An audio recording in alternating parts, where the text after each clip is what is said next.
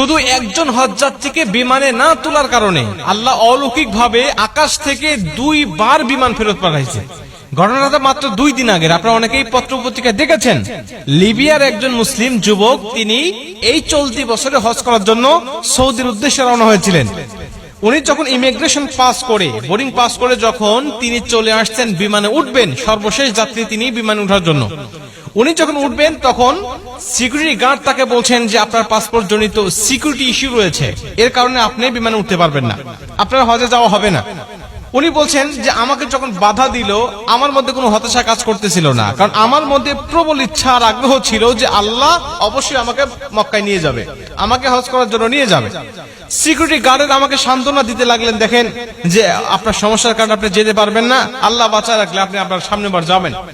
তো উনি বলছেন দেখেন আমি হজ করার জন্য নিয়ত করেছি এবং বাসা থেকে বের হয়ে আসছি, নিয়ত করার দায়িত্ব আমার আর নিয়ে যাওয়ার দায়িত্ব আল্লাহ পাকের, অতএব আমি যেহেতু এখান পর্যন্ত চলে আসছি, আপনারা বিশ্বাস করেন এই বিমান যাবে না, আমাকে না নিয়ে এই বিমান যাবে না। উনি কথাটা বলতে বলতে বিমান স্টার্ট হয়ে গেছে, দরজা বন্ধ করে দিয়ে চলে গেছে। আকাশে যখন উড়ে চলে গেছে হঠাৎ বিমানের মধ্যে সমস্যা, যান্ত্রিক ত্রুটি, তখন বিমান আবার ব্যাক করছে। ব্যাক করার পরে তারা দরজা না খুলেই, পাইলট দরজা না খুলেই আবার এগুলো ঠিক করেছে।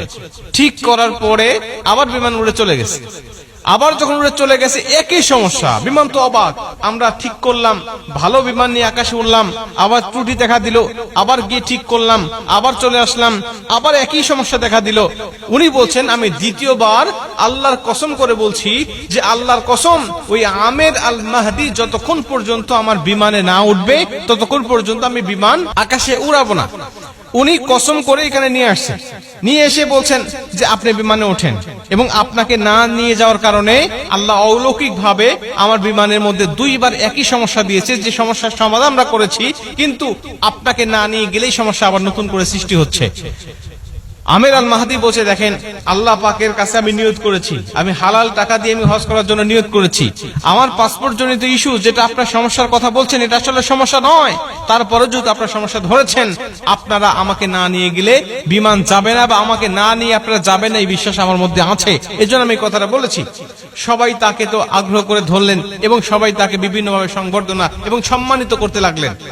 এখান থেকে পরিষ্কার ভাবে বক্তব্য বোঝা যায় যে আল্লাহ পাকের কাছে যখন কোনো ব্যক্তি খাঁটি দিলে নিয়ত করে, আল্লাহ পাক তখন সেই নিয়তটা পূর্ণ করে, এটা আল্লাহ পাকের দায়িত্ব।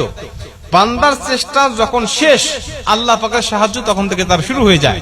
বান্দা ইচ্ছা করলেই বিমানটাকে আটকে রাখতে পারবে না, কারণ এটা দেশের নিয়ম, দেশের আইন, সে ইচ্ছা করলেই এককভাবে সেটাকে পরিবর্তন করতে পারবে না। এর জন্য আল্লাহ পাক অলৌকিক ভাবে বিমানটাকে বারবার সমস্যার মধ্যে ফেলিয়ে পাইলটকে শিক্ষা দিতে চাইলেন যে ওকে না নেওয়া পর্যন্ত তুমি এই যাত্রীগুলো নিয়ে তুমি মক্কায় প্রবেশ করতে পারবে না, যেতে পারবে না। প্রিয় ভাইরা আমার, বান্দার চেষ্টা থাকতে হবে, আগ্রহ থাকতে হবে। আল্লাহ পাক দেখেন বান্দার ভিতর তামান্না নিয়তটা কি আছে, আল্লাহ পাক দেখেছে বান্দা নিয়ত খাঁটি সহি হালাল টাকা দিয়ে সে হজ করতে যাচ্ছে, কেন সে যেতে পারবে না, আমি আল্লাহ তাকে নিয়ে যাব। ইউসুফ আলাইহিস সালাতু ওয়াস সালামকে যখন ঘরের মধ্যে জুলাইখা বন্দী করে ফেলেছিলেন, ইউসুফ আলাইহিস সালাতু ওয়াস সালাম দেখলেন আমার শক্তি এখানে আর নাই, আমার শক্তি কতটুকু, ওই দরজা পর্যন্ত আমি যেতে পারবো, দরজা পর্যন্ত আমি হেঁটে হেঁটে যেতে পারবো বা দৌড়ায় যেতে পারবো, কিন্তু দরজা খোলার শক্তি আমার নাই, কারণ চাবি আমার হাতে নাই। আল্লাহর সাহায্য আমার উপরে আসবে তখন, আমার শক্তি আমার চেষ্টা ব্যর্থ হবে যখন, তখন উনি দৌড়া চলে গেলেন। আল্লাহ পাক তখন তার দরজাগুলো খুলে দিয়ে তাকে সেখান থেকে মুক্ত করে দিলেন।